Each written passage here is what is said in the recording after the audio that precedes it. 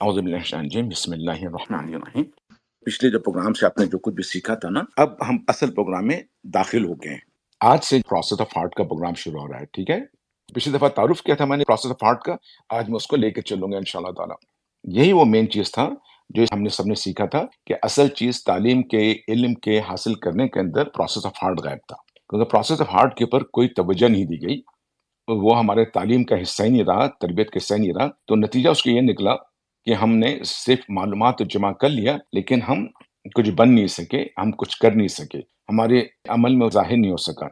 तो हमने कहा था कि इस्लामी नॉलेज के अंदर सबसे इम्पोर्टेंट चीज़ जो है वो प्रोसेस ऑफ हार्ट है। और फिर आपको ये भी पता होगा कि मैंने वर्ल्ड 1 और वर्ल्ड 2 दिखाया था। वर्ल्ड 1 वो है आज जो हमारे नज़रिए आजकल रह रहे हैं, हमारे देखने का तरीका दुनिया को ना, हमारे नज़रियात जो कुछ भी है। जब प्रोसेस ऑफ हार्ट से गुजरते हैं, जब वर्ल्ड 2 में पहुँचते हैं, जब वर्ल्ड 2 में पहुँचते हैं तो आपकी दुनिया ही बदल जाए। तो हम सबकी ख्वाहिश ये होती है कि हम लोग वर्ल्ड 2 में जाएँ।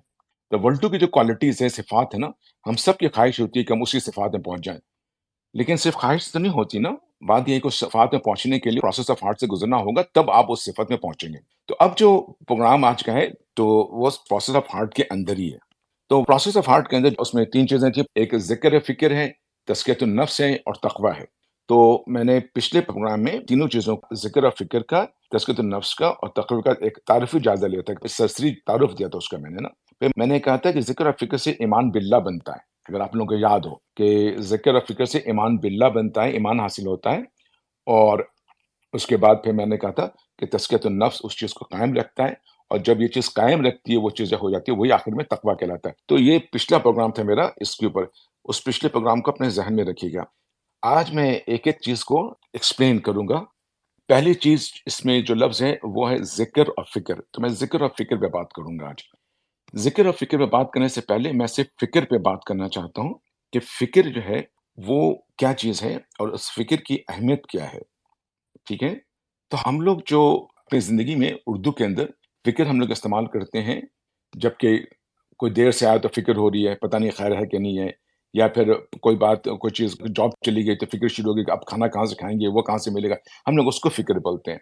लेकिन यहाँ अरबी में उस फ़िक्र का वो मतलब नहीं है, फ़िक्र के अंदर ना जो चीज़ पोशीदा है वो गौर भी पोशीदा है, और एक और चीज़ भी पोशीदा है इस फ़िक्र के अंदर, वो ये कि गौर करने के बाद जो नतीजा निकलता है, उस नतीजे के निकलने के बाद उसका एहसास कि अब क्या करें? तो उन दोनों का मजमुआ जो है ना, वो फ़िक्र कहलाता है। तो पहले गौर करने की बात मैं करूँगा कि गौर क्या चीज़ होती है? कि अल्लाह रब्बुल इज़्ज़त ने ना 2 कुरान दिए हैं। एक कुरान अल्लाह रब्बुल इज़्ज़त ने दिया है, जो कि किताब की शक्ल में हमारे पास है, सहीफ़ा कुरान है, किताब की शक्ल में है। उसको हम लोग पढ़ते हैं, उसको हम लोग आयात कहते हैं। लेकिन अल्लाह ताला ने कायनात को भी बनाया है, और कायनात को भी अल्लाह ताला ने आयात कहा है। आयात का मतलब होता है निशानी के।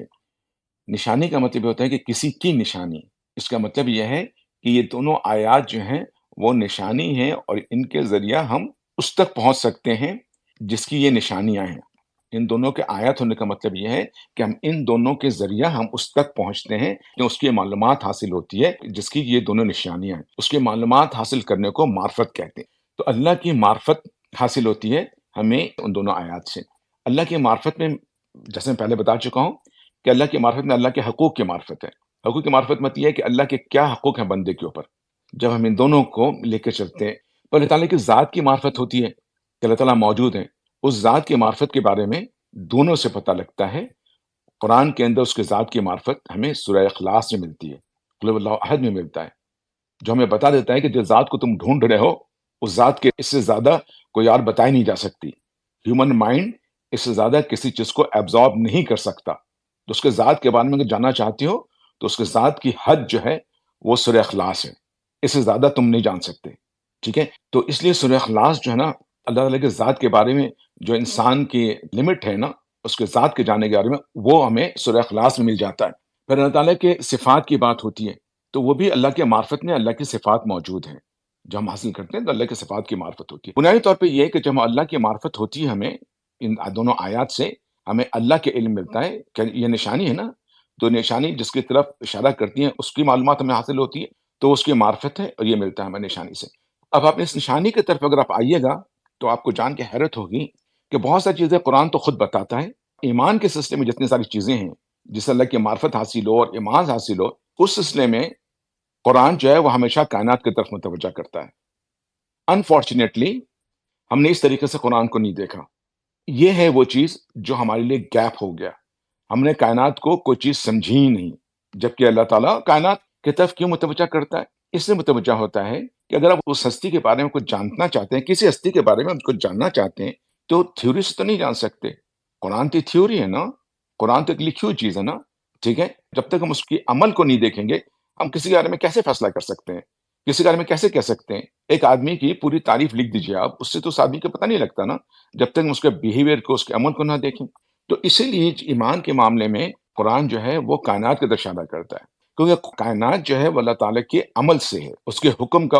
اس نے اپنے حکم دیا ہے، اس نے عملی حکم دیا، اس کا فعل ہے کہ اللہ تعالیٰ نے کیسی چیزیں بنانا ہے نا، تخلیق ہے نا، تخلیق قسم کی وہ عمل ہے، اور یہ اللہ تعالیٰ کا کلام ہے. تو اس طرف آپ کو نشاندہی کی جاتی ہے. قرآن کی آیت میں جو ہم نے پڑھا تھا، اس میں اللہ تعالیٰ کہتے ہیں کہ بسم اللہ الرحمن الرحیم ان فی خلق السماوات والارض واختلاف اللیل والنہار لآیات لأولی الالباب، کہ ارض و سما کی تخلیق اور اختلاف لیل و نہار میں عقل مندوں کے لیے آیات موجود ہیں. اس کے بعد ایک اور آیت ہے نشانی کہ اللہ تعالیٰ کہہ رہے ہیں کہ ارض و سما کی تخلیق، اختلاف اللیل و نہار، سمندروں میں تیرنے والے مفید کشتیوں اور اس گھٹا میں جو زمین اور آسمان کے درمیان خیمہ آرا ہے، ارباب عقل کے لیے آیت موجود ہیں. وہ ہے سورہ بقرہ کی آیت ہے، آیت نمبر 164. اس کے بعد سورہ روم کی آیت ہے کہ زمین و آسمان کی پیدائش اور تمہاری زبانوں اور رنگوں کے اختلاف اللہ کی آیت میں سے ہیں. سورہ جاسیہ کی آیت ہے کہ تمہاری پیدائش اور چاپاؤں کی افزائش نسل میں اہل یقین کے لیے آیات الہی موجود ہے. یہ تو میں چھوٹی سا پڑھا ہوں، بھرا ہوا ہے. ایک ایک آیت کو جو ہے نا وہ بتایا گیا ہے کہ یہ اس میں دیکھو تمہارے لیے آیات ہیں. ٹھیک ہے، اللہ تعالیٰ کہتے ہیں فطرت کے لیے نا، اللہ کا جو قرآن جو ہے نا وہ اللہ تعالیٰ کا قول ہے، اور جیسے اللہ تعالیٰ قول کا جو مطالعہ کرنا فرض ہے، اسی طرح سے عمل خدا جو ہے نا وہ کائنات ہے، اس کا مطالعہ بھی لازمی ہے. دونوں کا مطالعہ لازمی ہے قرآن کی روح سے. آیت ہے سورہ عنکبوت کی آیت نمبر 20 کہ رسول صلی اللہ علیہ وسلم دنیا انسانی کو حکم دے کہ وہ زمین میں چل پھر کر دیکھے کہ اللہ نے کس طرح آفرینش کی ابتدا کی ہے، کس طرح کائنات کی ابتدا کی ہے، کس طرح ہماری ابتدا کی ہے. کہتے ہیں اس کو دیکھو، غور کرو، چل پھر کے دیکھو ہماری کیسی ابتدا ہوئی ہے. اس پہ میں بات کروں گا تفصیل سے، کیونکہ اس کے اوپر وہ کام نہیں ہوا جو کام ہونا چاہیے تھا. کو پتا ڈارون نے کیا کہتا؟ ڈارون نے کئی آئلینڈ پہ جا کر کے پوری زندگی لگائی، بڑا عرصہ لگایا، اور وہ اسٹڈی کرتا رہا، اور آخر میں اس نے جو دیا سو دیا. آپ کو پتہ ہی ہے. کاش یہ کام عثمان کرتے. اللہ تعالیٰ کہہ رہے ہیں کہ تم دیکھو کہ میں نے اس کی ابتدا کیسی کی ہے، زندگی کی چیزوں کی ابتدا میں نے کیسی کی، آفرینش کی ابتدا کیسی کی ہے میں نے. کہہ رہے ہیں کہ ان کو حکم دو. اے رسول اللہ دنیا انسانی کو حکم دو، حکم دینے کی بات کر رہے ہیں کہ اے رسول اللہ صلی اللہ علیہ وسلم دنیا انسانی کو حکم دے کہ وہ زمین میں چل پھر کر دیکھے کہ اللہ نے کس طرح آفرینش کی ابتدا کی ہے، کس طرح اس کو پھیلایا. یہ اللہ تعالیٰ نے کہا ہے. کیوں کہا ہے؟ کیونکہ یہ دیکھنے سے آپ کو اللہ تعالیٰ کی معرفت حاصل ہوگی. پھر قرآن میں کہا گیا ہے کہ قرآن کے آیات سے اغراض کرنے کا مطلب ہلاکت ہے، کہ اس میں لکھا ہوا ہے کہ ان لوگوں نے کلام الہی سے منہ پھیر لیا. کتاب کے بارے میں آیا ہے کہ ان لوگوں نے کتاب الہی سے منہ پھیر لیا. سورہ آل عمران کی آیت ہے 187. اسی طرح سے سورہ یوسف کی آیت ہے 105 میں کائنات کے بارے میں کہ ارض و سما میں کتنی ایسی آیات ہیں جن سے یہ لوگ منہ پھیر کے گزر جاتے ہیں. یعنی دیکھیں اللہ تعالیٰ نے کیسے ہماری ایٹیچیوڈ کا بتایا ہے.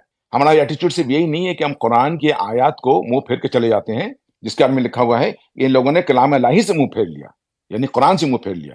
اور پھر لکھتے ہیں کہ ارض و سما کی میں کتنی ایسی آیت ہیں جن سے یہ لوگ منہ پھیر کے گزر جاتے ہیں. ارض و سما کے ساتھ بھی ہم یہ کام کرتے ہیں. پھر ایک جگہ پہ اللہ تعالیٰ نے جو نا بہت سخت الفاظ میں کہا ہے، بہت ہی سخت الفاظ میں، کہ صحیفہ کائنات سے منہ پھیرنے کا نتیجہ جو ہے نا وہ قومی موت کی تجویز کی گئی ہے. کیا یہ لوگ آسمان اور زمین وغیرہ کی، یہ سورہ اعراف کے 185، غور کیجیے گا، کیا یہ لوگ آسمان اور زمین وغیرہ کی تخلیق پر غور نہیں کرتے؟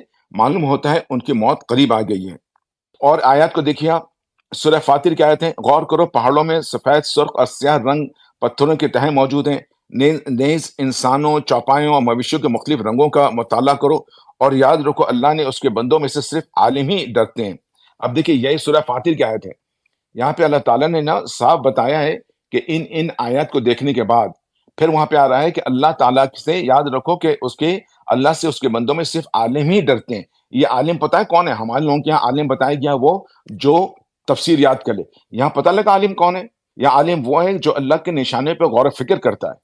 اس آیت سے یہ پتہ لگتا ہے کہ اصل علم جو ہے صحیفہ کائنات کے مطالعے سے حاصل ہوتا ہے، اور خشیت الہی جو ہے، اللہ کے خوف، خشیت الہی جو ہے نا وہ کائنات کے صحیفے کو پڑھنے سے حاصل ہوتا ہے. اللہ تعالیٰ کو نشانیوں کو دیکھنے سے حاصل ہوتا ہے. اس لیے آپ دیکھیں کہ ہمارے لوگوں کے اندر وہ خشیت کہاں پائی جاتی. اور یہاں اللہ تعالیٰ کہتے ہیں یہ ساری نشانیوں کو بتانے کے بعد کہتے ہیں یہ عالم جو ہے وہی صرف ڈرتے ہیں، کیونکہ یہ عالم ہے جنہوں نے صحیفہ کائنات کو دیکھا ہوگا اور اس میں اللہ کی نشانیاں دیکھی ہیں. ان تمام چیزوں سے آپ کا اندازہ ہو گیا کہ کتنی اہمیت کی بات تھی چیزوں پہ غور کرنا. اور آپ کو پتہ ہے کہ اس غور کرنے کی وجہ سے پھر ایمان حاصل ہوتا ہے. اب میں آپ کو لے جاتا ہوں غور کے اوپر. یہ تو میں نے آپ کو اہمیت بتائی، اب میں غور کے اوپر بتاتا ہوں. کس چیز پہ غور کرنا، جب ہم کسی چیز پہ غور کرتے ہیں اس میں اس کی 3 چیزیں لازمی ہیں غور کرنے کے لیے. ایک تو یہ کہ آپ کے پاس وقت ہو، دوسرے یہ کہ آپ کے دھیان ہو جس پہ آپ غور کرنا چاہتے ہیں، تیسری یہ کہ آپ کے پاس پیور عقل ہو. غور ان 3 چیزوں سے کیا جاتا ہے. تو وقت بہت لازمی ہے، اور پھر اس کا فوکس بھی ہو، اس کی طرف دھیان بھی ہو، اور پھر عقل لگاتے ہیں ہم اس میں. اب یہ عقل کون سا ہے؟ یہ عقل ہے پیور عقل، اولی الالباب، وہ لب والے لوگ. میں پیور عقل کو پہلے بھی ڈیفائن کر چکا ہوں کہ پیور عقل وہ عقل ہوتا ہے جو فطرت کے سائے میں ریزننگ کرتا ہے. وہ عقل جو فطرت کے سائے میں چلتی ہے، فطرت کو نظر انداز کر کے نہیں چلتی. اور ہمارے فطرت میں کیا چیز ہے؟ ہمارے فطرت میں اللہ کا ذکر ہے، اللہ کی یاد ہے ہمارے فکر میں. اللہ تعالیٰ نے ہمارے اندر اپنی صفات کا علم دے رکھا ہے. جب اللہ تعالیٰ نے اپنی روح میں سے ہمارے اندر ڈالا ہے تو وہ چیز ہمارے اندر موجود ہے. ایک پوٹینشیل معرفت، مخفی معرفت، چھپی ہوئی معرفت ہمارے اندر موجود ہے. صرف اس معرفت کو مینیفیسٹ کرنا ہوتا ہے، اس معرفت کو مشاہدے میں لانا ہوتا ہے. صرف اتنی سے کام ہے. اس معرفت کو مشاہدے میں لانے کے لیے اللہ تعالیٰ نے آیات دی ہیں، کتاب دیا ہے، اور پھر کائنات دی ہے. تو بہت ساری چیزوں میں کتاب کائنات کی طرف متوجہ کرتی ہے ہمیں. تو جب ہم نشانی دیکھتے ہیں تو یہ چھپی ہوئی چیز جو ہمارے اندر ہے نا، یہ ابل کے آتی ہے. ٹھیک ہے نا، یہ اپنے کو مشاہدے میں کر لیتی ہے. اس کو پھر ہم ایمان کہتے ہیں. تو جب اس فطرت کے دائرے میں رہ کے آپ غور و فکر کرتے ہیں، تو آپ غور کرتے ہیں چیزوں کو، تو پھر آپ کے اندر پتہ ہے کیا ہوتا ہے؟ پھر آپ کے اندر علم کھلتا ہے. تو پروسیس آف ہارٹ سے گزرنے کے بعد آپ کو علم حاصل ہوتی ہے. علم انسان کے قلب پہ کھلتا ہے، اور ان انسان کو حاصل ہوتی ہے غور سے. جب چیزوں پہ غور کرتا ہے، جب قرآن پہ غور کرتا ہے، جب قرآن کی آیتوں میں غور کرتا ہے اللہ کے احکامات کے لیے، وہ قرآن پہ غور کرتا ہے. پھر قرآن کہتا ہے کہ تم اب اللہ کی کائنات پہ غور کرو، تو آپ چلے جاتے ہو کائنات میں، کائنات کو غور کرتے ہو. تو جب ان چیزوں پہ آپ غور کرتے ہو تو پھر وہ چیزیں آیات بن جاتی ہیں. اور آیات بننے کا مطلب یہ ہے کہ وہ آیات کوڈ ہوتا ہے، وہ کوڈ کھل جاتا ہے، نشانی کھل جاتی ہے. نشانی کھل جاتی ہے تو وہ اپنے سورس کی طرف لے جاتی ہے جس کا کہ وہ نشانی ہے. اس طرح سے آپ کو علم حاصل ہوتا ہے. کس کا علم حاصل ہوتا ہے؟ اس کی جس کی نشانیاں ہیں، یہ اس کی معرفت ہے. اور میں نے پہلے بھی بتایا تھا آپ کو کہ اللہ کی معرفتی میں سارا علم ہے. کائنات کے علم بھی اللہ کی معرفت سے حاصل، مطلب اس کی جو بھلائیاں ہیں، کائنات کی جو بھلائیاں ہمیں حاصل ہوتی ہیں وہ بھی اللہ کی معرفت سے حاصل ہوتی ہیں. جب ہم اللہ کی معرفت حاصل کرنا چاہتے ہیں تو ہمیں کائنات کا بھی علم ہو جاتا ہے. اور یہ جو ہم غور کرتے ہیں اور غور کرنے سے دل پہ کھلتا ہے اور اس سے اللہ کی معرفت حاصل ہوتی ہے، اللہ کی پہچان ملتی ہے. اسی پہچان کو ایمان باللہ کہتے ہیں. اب مجھے آپ بتائیے کہ ایمان باللہ کیسے حاصل ہو سکتا ہے جب یہ چیز ہماری زندگی کے اندر نہیں ہو. یہ میں نے 2 ٹوک سوال اپنے آپ سے پوچھیے گا. کیا ہمارے بچوں کو ایمان باللہ حاصل ہو سکتا ہے؟ کیا ہم کو ایمان باللہ حاصل ہو سکتا ہے؟ کیا ہمارے اندر ایمان باللہ ہے؟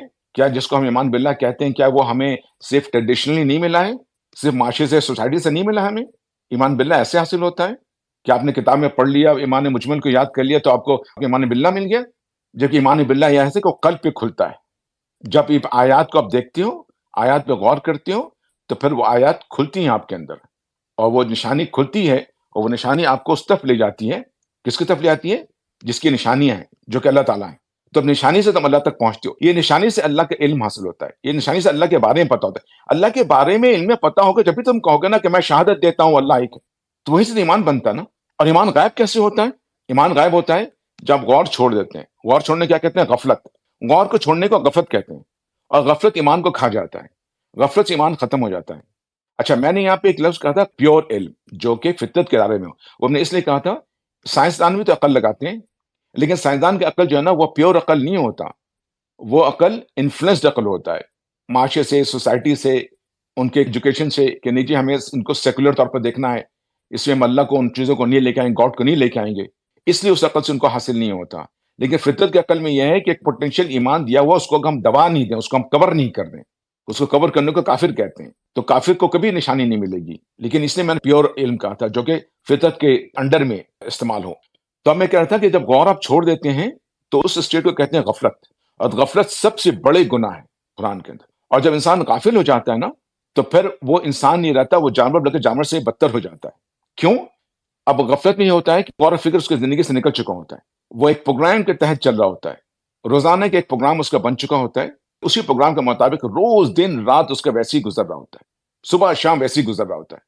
صبح گیا, کھائے, پیسہ وسا لایا, کمایا, کھایا, دوپہر کو آئے, ٹی وی دیکھا, ٹویٹر پہ چلے گئے, اسپیسز پہ گئے, گپ شپ مارا ہو گیا, اس کے بعد چادر تان کے سو گئے. جن کو تھوڑا سا نوبت ہوا جا کے دھڑ دھڑ سر مارا, مسجد میں گئے سر مارا, گھر میں آئے سر مارا, بس فرض پورا ہو گیا, پھر سو جاؤ.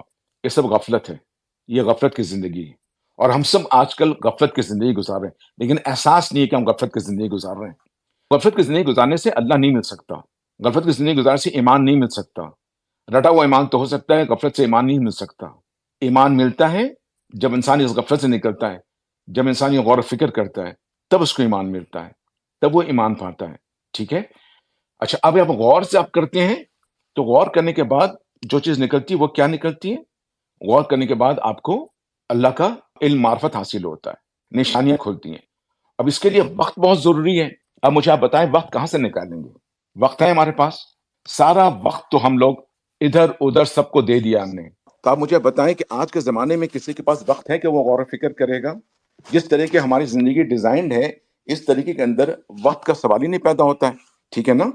اور اگر وقت مل بھی گیا, آپ نے کہیں سے وقت نکال بھی لیا, تو کیا آپ کی ذہنی کیفیت ایسی ہے, ذہنی حالت ایسی ہے آپ کی کہ آپ کسی چیز پہ فوکس کر سکیں, دھیان دے سکیں؟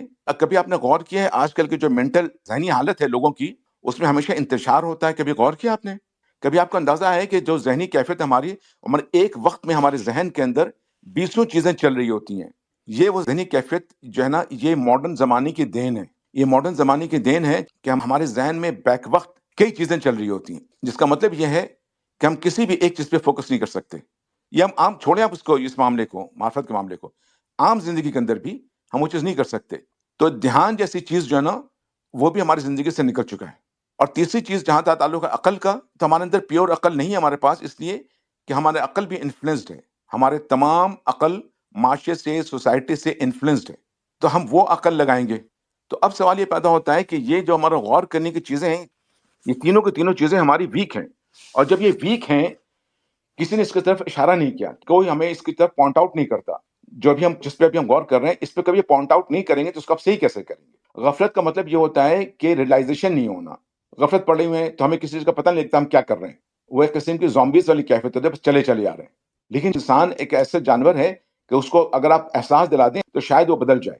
اب میں آپ سے شیئر کروں اپنے لیے بھی, آپ کے لیے بھی, کہ جس کو ہم لوگ غور کہتے ہیں, اس غور کے اندر تینوں میں سے کوئی چیز بھی ہمارے پاس نہیں ہے. نہ ہمارے پاس وقت ہے, نہ ہمارے پاس دھیان جیسی کوئی چیز ہے کہ ہم دھیان دے سکیں, اور نہ ہی ہمارے پاس وہ عقل ہے جو کہ پیور عقل ہونا چاہیے. ان میں سے کوئی چیز بھی ہمارے پاس نہیں ہے. تو جب ان میں سے کوئی چیز بھی ہمارے پاس نہیں ہے تو مجھے آپ یہ بتائیں کہ ہمیں ایمان کیسے ملے گا؟ اور میں پہلے بھی بتا چکا ہوں آپ کو کہ ایمان غور سے ملتا ہے. فکر کا لفظ ابھی نہیں لایا میں نے. ایمان جو ہے نا وہ غور سے ملتا ہے. جب غور کرتے ہو چیزوں پہ, اللہ تعالیٰ کی آیات پہ, کتاب کی آیت پہ, کائنات کی آیت پہ غور کرتے ہو, اور کتاب کیا کرتا ہے؟ ایمان کے لیے کائنات کی طرف بھیجتا ہے وہ, کیونکہ کائنات اللہ کے عمل میں سے, تو اس کی طرف وہ اس کو بتاتا ہے کہ اس میں دیکھو تم. اللہ تعالیٰ بار بار قرآن کے اندر کہہ رہے ہیں, جو قرآن کی آیتیں میں نے ابھی پڑھی ہیں ساری, تو ہر جگہ جو ہے نا قرآن میں یہی بتایا گیا ہے, اور اس کو ہم ایسے اس کو منہ پھیر کے چلے جاتے ہیں. آپ کیا سمجھتے ہیں کہ کافر وہی ہے جو صرف قرآن کے آیت سے منہ پھیر لیتا ہے؟ کافر وہ بھی ہے جو اللہ تعالیٰ کے صحیفے ہیں, قرآن اللہ تعالیٰ نے دنیا میں اس میں دیے ہیں, اس سے منہ پھیر کے چلا جاتا ہے. جو جھٹلاتا ہے, اس کو کافر نہیں کہوں گا, جھٹلاتا ہے. اور جھٹلاتا کب انسان کافر ہوتا ہے؟ جھٹلاتا ہے. صرف جھٹلانا اس کو بھی نہیں ہے, کائنات کو بھی انسان جھٹلاتا ہے. تو موونگ فارورڈ, یہ تین چیزیں ہمارے اندر موجود نہیں ہیں. یہ تین چیزیں کیسے پیدا ہوں گی؟ وقت, دھیان اور عقل. یہ سوال ہے کہ کیسے پیدا ہوں گی کہ ہم کو پھر ایمان حاصل ہو, کیونکہ انہی سے ہمیں ایمان حاصل ہوگا. تو میں اس کو ایک کوشچن مارک کے طور پر نوٹ کر دیتا ہوں کہ یہ عمل والی بات ہوگی. عمل کی بات میں عمل کے پروگرام میں کروں گا انشاءاللہ تعالیٰ. آپ لوگوں کے ساتھ عمل کا پروگرام شروع کروں گا. اس پہ میں نا اس میں بتاؤں گا کہ وقت کا, دھیان اور عقل یہ کیسے کیا جا سکتا ہے تاکہ ہم اندر غور کرنے والی چیز پیدا ہو. ٹھیک ہے. تو ابھی میں غور و فکر کی تھیوری ایکسپلین کر رہا ہوں, پھر میں اس کو پریکٹیکلی انشاءاللہ تعالیٰ آپ سے ڈسکس کروں گا. یہ غور ہو گیا. اب آئیے فکر کسے کہتے ہیں. میں نے کہا نا کہ عربی میں جو فکر ہے اس کے اندر غور بھی موجود ہے, اور ایک اور چیزیں موجود ہے, وہ ہے کہ غور کرنے کے بعد جو نتیجہ نکلتا ہے اس نتیجے کے اوپر فکر کرنا کہ میں ایسا کر بھی رہا ہوں کہ نہیں کر رہا ہوں. ٹھیک ہے. اس کی ریئلائزیشن, وہ ایکچولی فکر ہے. مانے ایک نتیجہ نکلنے کے بعد غور سے کرنے کے بعد جو نتیجہ نکلا ہے اس نتیجے کا اثر کیا ہوگا یا اس نتیجے کا اثر کیا نکلے گا، اس کو فکر کہتے ہیں۔ فکر یہ ان دونوں کا مجموعہ کا نام ہے۔ اس کو اگر میں آپ کو قرآن کی ایک آیت سے سمجھاؤں تو میں انشاءاللہ تعالیٰ یہ آیت میں پہلے کر چکا ہوں، دوبارہ ریپیٹ کرتا ہوں میں اس کو، بسم اللہ، اور اس سے پھر آپ کو کلیئر ہو جائے گا۔ یہ ساری باتیں جو میں نے ابھی کی ہیں یہ بھی کلیئر ہو جائے گا۔ اعوذ باللہ من الشیطان الرجیم، بسم اللہ الرحمن الرحیم۔ ان فی خلق السماوات والارض واختلاف اللیل والنہار لآیات لأولی الالباب، بے شک آسمانوں اور زمین کی تخلیق میں اور رات دن کے بارے آنے جانے میں ان عقل والوں کے لیے بڑی نشانیاں ہیں۔ الذین یذکرون اللہ قیاما وقعودا وعلی جنوبہم ویتفکرون فی خلق السماوات والارض۔ ان آیات میں آپ نے کہا ہے کہ بے شک زمین اور آسمان کے جو اللہ تعالیٰ نے تخلیق کی ہے اور جو رات دن کے پھیرے ہیں، دن اور رات کے جو پھیرے ہیں ان کا اختلاف ہے، اس میں اولی الالباب کے لیے نشانی موجود ہے۔ اور اولی الالباب کون ہیں؟ الباب وہ ہیں جو کہ پیور عقل سے کام لیتے ہیں، جو کہ فطرت کے سائے میں عقل لگاتے ہیں، وہ اولی الالباب ہیں۔ تو کہتے ہیں ان کی یہ نشانی ہے، ان کے لیے اس میں نشانی ہے۔ ان کے لیے اس نشانی سے کیا مطلب ہو گیا کہ وہ کسی کی نشانی دیکھ رہے ہیں اور جس کی نشانی دیکھ رہے ہیں اس تک پہنچ جاتے ہیں۔ تو جب اس تک پہنچ جاتے ہیں وہ، اس کا مطلب کیا ہوا کہ اس کو جان گئے۔ جان گئے کا مطلب کیا ہو گیا؟ اس کو یاد کر گئے۔ میں نے آپ سے پہلے بھی کہا تھا کہ اللہ تعالیٰ نے اپنا تعارف ہمارے اندر مخفی رکھا ہوا ہے، چھپا ہوا رکھا ہوا ہے۔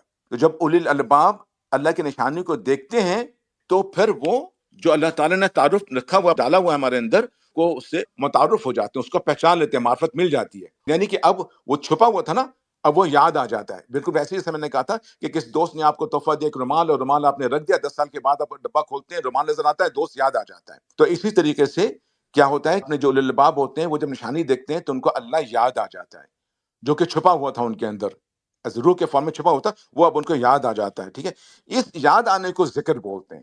اس اللہ تعالیٰ کے اس یاد آنے کو ذکر بولتے ہیں۔ تو جب غور و فکر آپ کرتے ہو نا تو اس سے ذکر پیدا ہوتا ہے۔ اور ذکر اور فکر جو ہے نا یہ دو ایک چین کے معنی میں ہے، ایک سرکل میں ہے۔ ذکر فکر کرتے ہیں، پھر ذکر کرتے ہیں، فکر کرتے ہیں، ذکر، یہ ایک سرکل میں چل رہا ہوتا ہے اور بڑھتا جاتا ہے، بڑھتا جاتا ہے، بڑھتا جاتا ہے۔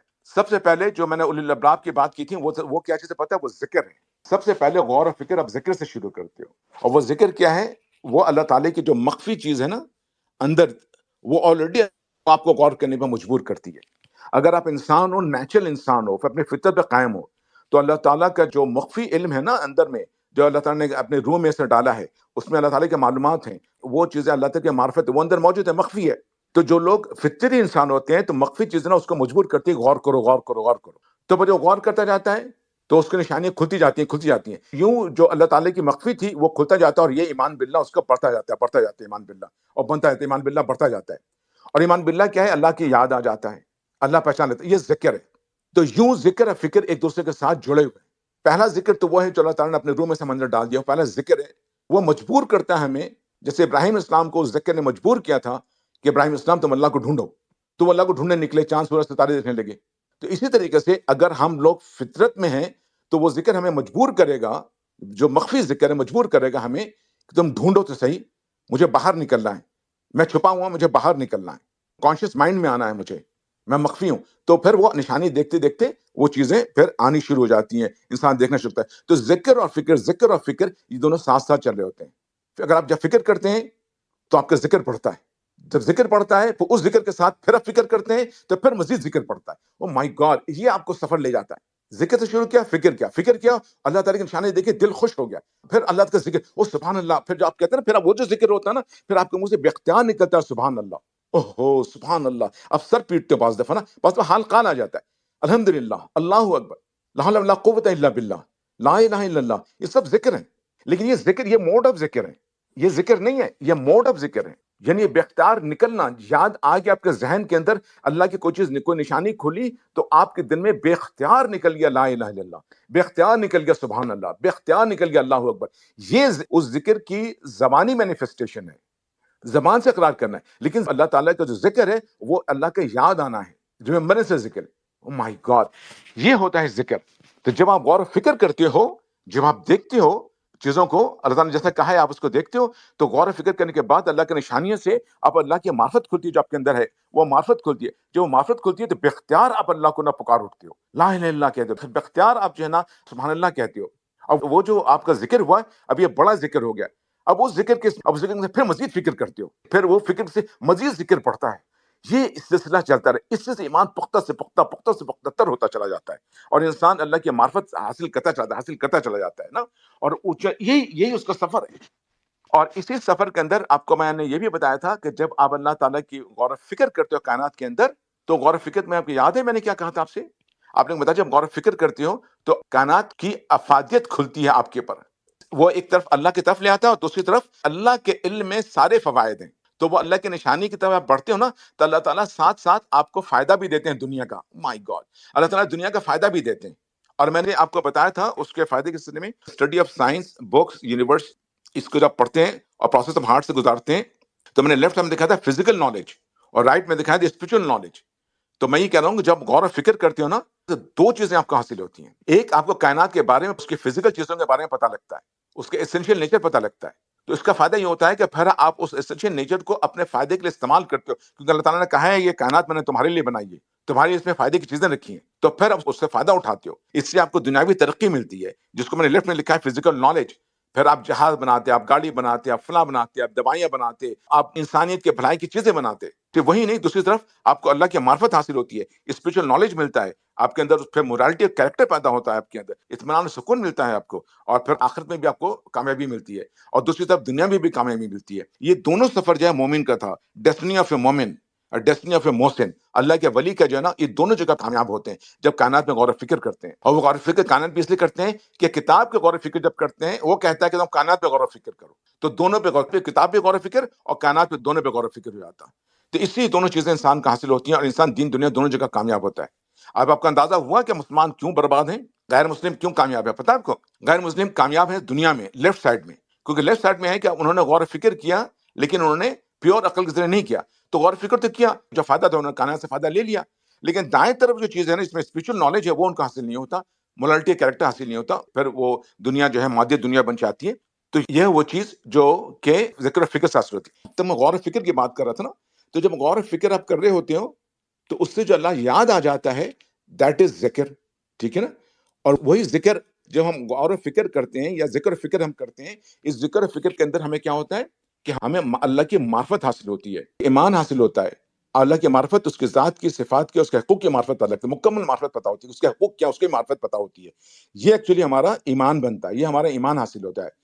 تو آپ کو پتہ ہے جب تعارفی پروگرام کیا تھا پروسیس آف ہارٹ کا، اس میں نے یہ بتایا تھا، آج آپ دیکھ لیجئے کیسے حاصل ہوتا ہے وہ، تو یہاں سے آپ کو ایمان حاصل ہوتا ہے۔ اب میں نے ایک اور بات آپ سے کہی تھی، فکر میں نے کہا تھا کہ جب غور کے بعد نتیجہ آپ نکال لیتے ہو، نتیجہ نکلنے کے بعد نتیجے کا اثر ہم پہ کیا ہونا چاہیے، وہ اس کا احساس، اس کی ریلائزیشن، اس کو فکر کہتے ہیں۔ اب قرآن کی آیت میں دیکھیے آپ، الذین یذکرون اللہ قیاما وقعودا وعلی جنوبہم یتفکرون فی خلق السماوات والارض۔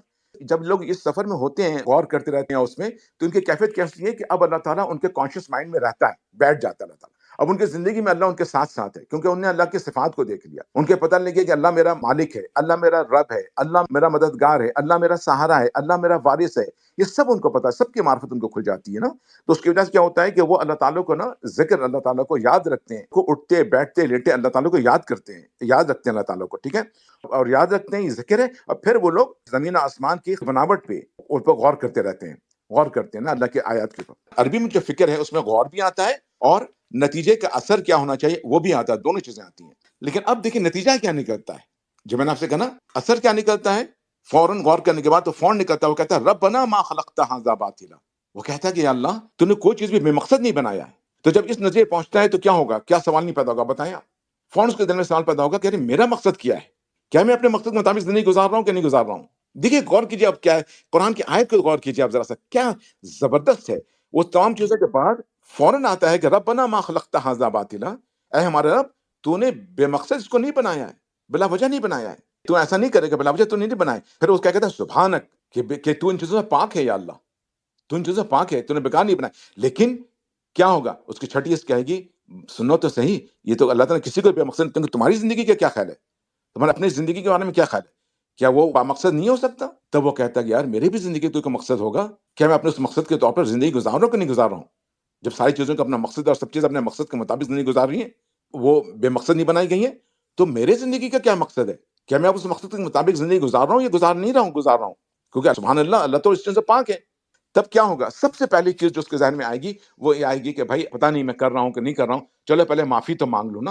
تو پھر وہ کہتا ہے فقنا عذاب النار، کہتا ہے کہ اللہ پتہ نہیں، مجھے تو آج احساس ہوا ہے، مجھے تو ابھی احساس ہوا ہے، اب آج میں نے غور کرنا شروع کیا ہے، آج میں اپنے واپس جا رہا ہوں، اپنے اس کو دیکھ رہا ہوں، فقنا عذاب النار، یا اللہ مجھے معاف کر دے، ٹھیک ہے نا، یا اللہ بس ہمیں دوزخ کے عذاب سے بچا لے۔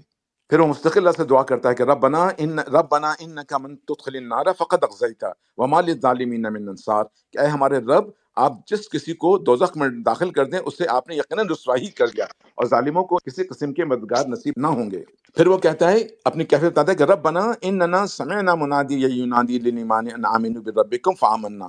اب کہتا ہے کہ اب وہ جو ہے نا تیار ہے، اب وہ سنتا ہے کسی کی آواز جو اللہ کی طرف بلا رہا ہے، یعنی یوں سمجھ کہ وحی کی طرف بلا رہا ہے نا، تو وہ وحی کی آواز سن کر کے وہ فون کہتا ہے آمنا، میں ایمان لے آیا، ٹھیک ہے۔ اب یہ ہے کہ وہ ایمان لے آیا، ابھی کتاب کو جب میں نے منہ پھیر کر رکھا ہوا تھا، یہ ہمارے پر صادق ہے کہ ہم نے اس کتاب سے منہ پھیرا ہوا تھا۔ اب جب ہمیں احساس ہو گیا کہ ہمارا بھی کوئی مقصد ہے زندگی کو ہونا چاہیے، تو ہم نے معافی تو مانگ لیتا اللہ سے کہ اللہ جب مجھے معاف کر دے وہ کر دیں، لیکن پھر ہمیں یہ بھی کہنا چاہیے اللہ تعالیٰ سے، یا اللہ تعالیٰ ہمیں جو وحی ملی ہے اب ہم اس میں ایمان لاتے ہیں، اس قرآن پہ۔ ابھی تو ہم صرف ٹریڈیشنلی ایمان لائے نا قرآن کے اوپر، نہیں، اب ہم جو ہے نا غور کرنے کے بعد، کیونکہ قرآن نے کہا تھا غور کرنے کے بعد ہم کہیں گے یا تعالیٰ ہم نے قرآن کو سنا ہے، ہم نے قرآن کو پڑھا ہے، یا اللہ ہم قرآن پہ ایمان لاتے ہیں۔ یہ اس کی آواز نکلی، یہ قرآن پہ ایمان لائے گا کائنات کو دیکھنے کے بعد، غور کرنے کے بعد، کیونکہ قرآن نے کہا کائنات کو دیکھو، اب کائنات کو دیکھنے کے بعد کہتا ہے اوہ بالکل صحیح بات ہے، قرآن نے بالکل صحیح کہا، اللہ تعالیٰ نے کہا ہے کہ تم کو میں آیت ہے، اس کا معنی یہ ہے کہ میں تم کو ہرائزن میں یا تمہارے اپنے ذات کے اندر جو ہے نا اپنی نشانیاں دکھاؤں گا، تو تم کہہ اٹھو گے کہ قرآن صحیح ہے۔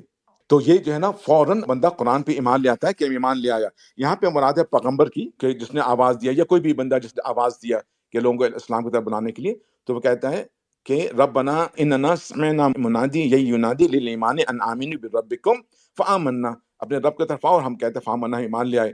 پھر وہ کہتا ہے ربنا فاغفر لنا ذنوبنا وکفر عنا سیئاتنا وتوفنا مع الابرار، چنانچہ ہم ایمان لے آئے، لہٰذا اے ہمارے پروردگار ہماری خاطر ہمارے گناہ بخش دیجئے، ہمارے برائیوں کو ہم سے مٹا دیجئے، اور ہمیں نیک لوگوں میں شامل کر کے اپنے پاس بلائیے۔ پھر ہے ربنا وآتنا ما وعدتنا علی رسولک ولا تخزنا یوم القیامہ انک لا تخلف المیعاد، اور اے ہمارے رب، اے ہمارے پروردگار، ہمیں وہ کچھ بھی عطا فرمائیے جس کا وعدہ آپ نے اپنے پیغمبروں کے ذریعے ہم سے کیا ہے، اور ہمیں قیامت کے دن رسوا نہ کیجیے، یقیناً آپ وعدے کی کبھی خلاف ورزی نہیں کیا کرتے۔ اب اللہ تعالیٰ جواب دیتے ہیں دعاؤں کے اوپر، اللہ تعالیٰ کہتے ہیں فاستجاب لهم ربهم انی لا اضیع عمل عامل منکم من ذکر او انثی بعضکم من بعض فالذین هاجروا واخرجوا من دیارهم واوذوا فی سبیلی وقاتلوا وقتلوا لأکفرن عنہم سیئاتہم ولا ادخلنہم جنات تجری من تحتها الانہار ثوابا من عند اللہ واللہ عندہ حسن الثواب۔ پھر اللہ تعالیٰ کا جواب دیتے ہیں، آپ دیکھیے گا، صرف یہ نہیں دعا کے بعد، چنانچہ ان کے پروردگار نے ان کی دعا قبول کی اور کہا کہ میں تم میں سے کسی کا عمل ضائع نہیں کروں گا، خواہ وہ مرد ہو یا عورت، تم سب آپس میں ایک جیسے ہو، مرد اور عورت دونوں ایک جیسے ہیں ذمہ داری کے معاملے میں۔ لہٰذا جن لوگوں نے ہجرت کی اور ان کے گھروں سے نکالا گیا اور میرے راستے میں تکلیفیں دی گئیں، اور جنہوں نے دین کی خاطر لڑائی لڑی اور قتل ہوئے، میں ان سب کی برائیوں کا ضرور کفارہ کر دوں گا، اور انہیں ضرور بالضرور ایسے باغات میں داخل کروں گا جن کے نیچے نہریں بہتی ہوں گی، سب کچھ اللہ کی طرف سے انعام ہوگا، اور اللہ ہی ہے جس کے پاس بہترین انعام ہے۔ سبحان اللہ۔ اب آپ نے دیکھا کہ اس طرح جو ہمیں ایمان حاصل ہوتا ہے وہ ہمیں اس غور و فکر سے ہوتا ہے، اسلامک پروسیس آف نالج ہے، اس کی طرف دوبارہ واپس آتا ہوں۔ اس میں آپ دیکھیے گا، میں نے پروسیس ہارٹ میں ذکر اور فکر بتایا تھا، اس کے بعد میں نے کہا تھا کہ ریلائزیشن، تو یہاں پہ ریلائزیشن دیکھیں، ریلیٹ کیجئے۔ اب آپ دیکھیں، میں نے پروسیس آف ہارٹ جو لکھا ہے وہ اس کے نیچے میں نے لکھا تھا کہ ریلائزیشن مومن، اس کے نیچے ریلائزیشن۔ تو ابھی میں نے آپ سے کیا کہا، میں نے فکر کو کیسے بتایا، میں نے کہا فکر کے اندر ایک غور ہوتا ہے، اور غور کے بعد اس سلسلے میں جو نتیجہ نکلتا ہے غور سے، اس نتیجے کا اثر ہمارے پر جو ہونا چاہیے، اس کا احساس جو ہے نا وہ بھی شامل ہے فکر کے اندر، دونوں چیزیں شامل ہیں، غور اور یہ احساس، تو اس کو کہتے ہیں ریلائزیشن۔ اور جب ریلائزیشن ہوتا ہے تو کیا ہوتا ہے پھر، میں نے کہا اپلائیڈ ہوتا ہے، ایکشن بنتا ہے۔ آپ نے سورہ آل عمران کی آیت دیکھا آپ نے کہ سب سے پہلے وہ جب ریلائزیشن ہوا، غور و فکر کیا، غور و فکر کے بعد اس کا احساس ہوا کہ میرا بھی زندگی کو کوئی مقصد ہونا چاہیے، وہ اس احساس کے بعد سب سے پہلے وہ گناہوں کو معافی مانگتا ہے، ٹھیک ہے نا، اگر مجھے معاف کر دیں۔ پھر اس کے بعد وہ کہتا ہے کہ میں اللہ تعالیٰ تیری کتاب، مطلب وہی پہ ایمان لے آیا، آواز دینے والے کی آواز سن لی، وہی پہ ایمان لے آیا۔ اس کے بعد کیا ہوتا ہے؟ اس کے بعد اس کا عمل شروع ہوتا ہے کائنات کے اندر، وہ اللہ کے راہ میں نکلتا ہے، اللہ کے جو احکامات ہیں اس کے اوپر نکلتا ہے، اس کو کہتے ہیں ایکشن۔ میں نے کہا تھا پروسیس آف ہارٹ، اب پروسیس آف ہارٹ کو اس میں جوڑ کے دیکھیے کیسے یہ سارا ڈائیگرام بنتا ہے، کیسے سارے ڈائیگرام کو لے کے چلتا ہے۔ یہ ہے ہماری زندگی کا سفر، یہ ہماری زندگی کا احسان کے درجے کا سفر۔ اب آپ کو اندازہ ہو گیا کہ اس میں غفلت کتنی بڑی چیز ہے جو ہمارے اندر پڑی ہوئی ہے۔ اس غفلت کی وجہ سے ہمیں کچھ بھی حاصل نہیں ہوتا کہ ہم چیخ چیخ کے کہیں کہ جناب ہمیں جو ہے ایمان ہے۔ یہ ایمان وہ ہے جو انسان کے دل کے اندر کھلتا ہے۔ ایک ایمان ہوتا ہے تقلیدی، تقلید ایمان ایسی ہے کہ مثال کے طور پر کسی انسان کا بچہ پیدا ہو، اس کا بندر کے ساتھ چھوڑ دیں تو بڑا ہو کر کے نا وہ بندر کی طرح خاؤں خاؤں کرے گا، ویسے ہی کیلا کے پیچھے بھاگے گا۔ اس طرح سے میں ایک مثال دے رہا ہوں، میں برائی میں مثال نہیں دے رہا ہوں، اسی طرح سے آپ نہ کسی انسان کو کسی اچھے ایمان میں چھوڑ دیجئے، وہ ویسے ہی کرے گا۔ یہ چیز عادتاً بن جاتی ہے۔ لیکن جو غور و فکر کی بات اللہ تعالیٰ کہہ رہے ہیں نا، یہ اس کا انٹلیکچوئل ایمان ہوتا ہے۔ یہ ایمان بہت مضبوط ہوتا ہے۔ یہ ایمان ادھر سے ادھر بھی دنیا ہو جانا، یہ ایمان اس کا نہیں چھوٹتا، کیونکہ یہ ایمان اس نے پایا ہوتا ہے، یہ ایمان اس کے دل پہ کھلتا ہے، اس کے قلب پہ کھلتا ہے۔ اب سوال یہ پیدا ہوتا ہے کہ تو یہاں تک ذکر فکر کی بات تو سمجھ میں آ گئی، ٹھیک ہے، ذکر فکر ہم نے کر لیا، اس کی بات تو سمجھ میں آ گئی کہ ہے کیا چیز۔ اب میں غور کی بات نہیں کروں گا، آپ سے فکر کی بات کروں گا۔ فکر کے اندر میں نے غور کو اب شامل کر دیا عربی میں، ٹھیک ہے نا۔ اب یہ غور کی بات کروں گا تو جناب یہ غور کے اندر تو تین باتیں ہیں۔ آپ کہیں گے عابد بھائی ساری باتیں سمجھ میں آ گئی، ٹھیک ہے الحمدللہ، لیکن یہ غور ہم کریں کیسے؟ کیونکہ غور کے اندر تو تین باتیں موجود ہیں: وقت، دھیان اور عقل۔ نہ ہمارے پاس وقت ہے، نہ ہمارے پاس دھیان ہے، اور نہ ہمارے پاس پیور عقل ہے۔ اب کریں تو ہم کیا کریں؟ اب اس کا کیا حل ہے؟ یہ ہے وہ چیز، یہ ہے وہ اربوں ڈالر کوسچن، یہ ہے مین کوسچن۔ سب سمجھنے آنے کے بعد یہ پہلے تو تھیوری دی، اب سوال یہ پیدا ہوتا ہے کہ بھائی یہ تین چیزیں کریں کیسے؟ وقت اپنی زندگی میں نہیں ہے، اور وقت اگر ہے بھی تو دھیان نہیں ہے، کیونکہ ایک وقت ہمارے دماغ کے اندر 25 چیزیں چل رہی ہوتی ہیں ایک وقت کے اندر۔ یہ دماغ اس لائق ہی نہیں ہے کہ وہ کسی چیز پہ دھیان دے سکے۔ ہم اپنی زندگی میں دھیان نہیں دے سکتے ایک وقت میں، اس پہ دھیان دے گا، اس پہ دھیان دے گا، اس پہ دھیان دے، اس پہ چیخ پکار کر رہے ہوتے ہیں، دنیا کی زندگی سے کام کرتے ہیں، ایک دوسرے گھر میں پھنٹا چل رہا ہوتا ہے۔ آپ اس دماغ سے کہہ رہے ہو کہ وہ دماغ سوچے، غور کرے، سوال ہی نہیں پیدا ہوتا ہے۔ اور پھر عقل، وہ عقل جو ہمیں اسکول میں کالج سے ملی ہے، وہ عقل جو ہمیں معاشرے سے سوسائٹی سے ملی ہے، اس عقل سے ہم اللہ کو پائیں گے، اس عقل سے ہم ایمان کو بنائیں گے۔ جناب اسی لیے میں نے آپ سے کہا کہ آج کا پروگرام یاد رکھیے گا، وہ آج کا پروگرام تھیوری ہے۔ تھیوری جو ہے وہ احساس دلانے کے لیے ہوتا ہے کہ تم کچھ کھو چکے ہو، تمہاری یہ اسٹیٹ ہے، تم غفلت کے اسٹیٹ میں ہو۔ لیکن جو لوگ سن رہے ہیں، اور میں خود اپنے لیے بھی، کہ جو یہ سمجھتے ہیں کہ ہم غفلت میں نہیں پڑے ہوئے، ہم سمجھتے ہیں کہ ہم بہت 30 مار خان ہیں، وہ کبھی بھی راستہ نہیں پائیں گے، وہ کبھی بھی اللہ کو نہیں پائیں گے۔ وہ اس خوش فہمی میں رہیں گے کہ ہم ٹھیک ٹھاک، ہمارے اندر نہیں ہے، میں غفلت میں نہیں ہوں۔ غفلت کا اگر آپ کو پتہ لگ جائے کہ آپ غفلت میں ہیں، تو آپ غفلت میں کبھی بھی نہیں ہوں گے۔ ہمیشہ اپنے پر شک کرتے رہیں کہ ہم غفلت میں ہیں۔ جس دن آپ نے سمجھ لیا کہ ہم غفلت میں نہیں ہیں، اس دن آپ گئے، کہ غفلت ایسی چیز ہی نہیں ہے کہ آپ غفلت میں ہو اور آپ کہیں کہ ہم غفلت میں ہیں۔ ایسا نہیں ہوتا۔ غفلت مانی اس کا ہے کہ آپ جس حالت میں ہیں آپ اسی کو صحیح سمجھیں۔ غفلت اسی کا نام ہے، اس میں کھو جانے کا نام غفلت ہے۔ آپ کو کیا پتا، ہو سکتا ہے کہ میں جو اتنی ساری باتیں کر رہا ہوں، مجھے کیا پتا کہ میں بھی غفلت میں ہوں کہ نہیں ہوں، میں بھی کہیں کھویا ہوا ہوں۔ تو اپنے آپ میں ہمیشہ شک کرنا کہ میں غفلت میں ہوں، کیونکہ پہلے بھی میں نے کہا کہ غفلت ہمارے بس کی بات نہیں ہے۔ پہلی چیز جو آپ کے شعور میں ہونا چاہیے آج کے بعد سے، وہ یہ ہونا چاہیے کہ اللہ سے توبہ کریں گے، اللہ تعالیٰ ہمیں غفلت کی زندگی سے نکال دے، میرے اندر سے غفلت کو دور کر دے، اور ہمیشہ یہ شک رکھے کہ ہم غفلت میں پڑے ہوئے ہیں۔ یہ آپ کے سفر کی پہلی دلیل ہے، پہلی، کیونکہ یہ ایسی بیماری ہے کہ اس کا انسان کو احساس نہیں ہوتا۔ آپ کی آنکھ کھل جائے گی جب اللہ تعالیٰ یہ غفلت سے نکال دے گا، آنکھ کھل جائے گی۔ تو میں پریکٹیکل گفتگو میں بعد میں کروں گا، ابھی میں صرف تھیوری کو مکمل کر رہا ہوں۔ آپ دیکھ رہے ہیں اسٹیپ بائی اسٹیپ لے کے چلاؤ، کیونکہ میرا مقصد یہ تھا کہ آہستہ آہستہ آہستہ آہستہ آہستہ آہستہ یہ کانشیسنس کو الرٹ کرنا، آپ لوگوں کو الرٹ کرنا مقصد تھا، تقریر کرنا مقصد نہیں تھا۔ اس لیے بہت سے لوگ کہتے ہیں کہ میں جلدی بتا دوں، یہ کر دوں، ہمیں کیا کرنا ہے کیا نہیں کرنا، ایسا نہیں ہوتا ہے۔ تو اب اس کے جو پریکٹیکل ہے نا، یہ میں بعد میں آپ کو دکھاؤں گا کیسے کریں گے، جب ہم پروگرام کریں گے تو آپ کو پریکٹیکل کریں گے۔ لیکن ابھی آپ کے سوچنے کی بات یہ ہے کہ اپنے آپ پر یہ اندازہ رکھیے کہ ایمان وہ نہیں ہے جو آپ کو ہم کو بتایا گیا تھا، ٹھیک ہے، ایمان اس طرح سے حاصل ہوتا ہے۔ نیکسٹ سورہ اخلاص کے اوپر میں آپ سے کل گفتگو کروں گا انشاءاللہ تعالیٰ، تو وہاں سے نا انشاءاللہ تعالیٰ ہمیں ایک اور شوق لگے گا۔ وہ چیزیں سمجھ لینے کے بعد پھر ہم تزکیۃ النفس کے اوپر جائیں گے۔ تزکیۃ النفس کو بھی ہم اس کی تھیوری کو بھی سمجھ لیں گے اس کو انشاءاللہ تعالیٰ، تو اس کے بعد پھر میں گفتگو کروں گا، پریکٹیکل گفتگو کروں گا کہ پریکٹیکلی اس کو کیسے کیسے کیسے کیسے کیسے کر سکتے ہیں آپ، کہ آپ کے پاس وقت بھی ہو جائے، آپ کے پاس دھیان بھی ہو جائے، اور آپ کے پاس عقل جو ہے، جو عقل باہر سے ملی اس کو چھٹکارے بھی ہو جائے، ٹھیک ہے۔ تو یہ ہے میرا پروگرام۔ کل کے پروگرام میں جو ہے نا پروسیس آف ہارٹ کا پارٹ چلے گا، اس میں بھی ذکر فکری ہوگا کل کے پروگرام میں بھی، اور پھر نیکسٹ ویک جو ہے نا انشاءاللہ تعالیٰ پھر وہاں سے ہم شروع کریں گے تزکیۃ النفس کو۔ جنہوں نے اس کو سنا نہیں ہے شروع سے اس کو سن لیجیے گا۔ جزاک اللہ خیرن، تھینک یو۔ چلیے جی، آپ لوگوں کا بہت بہت شکریہ، جزاک اللہ خیرن۔ اللہ تعالیٰ سے دعا ہے کہ اللہ تعالیٰ ہم سب کو ایمان و تقویٰ عطا فرمائے، اللہ تعالیٰ ہمیں اپنے قرآن پڑھنے کی، آیات کو دیکھنے کی توفیق عطا فرمائے، نماز پڑھنے کی توفیق عطا فرمائے، تہجد پڑھنے کی توفیق عطا فرمائے، اللہ تعالیٰ مسلمانوں کی مدد فرمائے، غزہ کے مسلمانوں کی مدد فرمائے، ان کو اپنے استعمال میں رکھیں، مجاہدین کی مدد فرمائے، انہیں کامیابی عطا فرمائے۔ اللہ تعالیٰ ہمیں ایمان و تقویٰ عطا فرمائے، ہم سب پہ رحم فرمائے، کرم فرمائے، اپنا فضل فرمائے، اپنے عافیت فرمائے۔ آمین۔ جزاک اللہ خیر۔ Thank you. السلام علیکم۔ اللہم صلی علی محمد۔